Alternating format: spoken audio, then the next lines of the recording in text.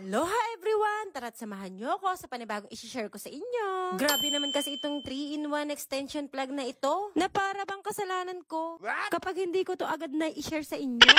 Kasi sa murang halaga lang, magkakaroon ka na ng 3-in-1 plug. At ito ay 2,500 watts pa. At 250 volts na rin yan, kaya pwede na nating direktang saksak sa saksakan natin. At kung mapapansin nyo nga, yan ay gamit na namin. At ipapakita ko sa inyo kung paano namin siya ginagamit sa araw-araw. Dahil 3 nga kaming may cellphone, kaya 3 din ang dapat na slot na meron kami. At dahil dito sa 3-in-1 plug na ito, nasolusyonan ng aming problema, hindi na kami nag-aagawan pa kung sino ang dapat mauna sa pag-charge ng cellphone.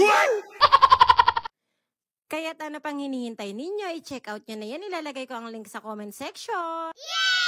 Shoutout nga pala sa aking Marcy Gulay. Salamat sa panonood. Shoutout din kay Angie Lazo at kay Elizabeth Pingos Bonado. Thank you po sa palagi ang pag-share ng ating mga videos.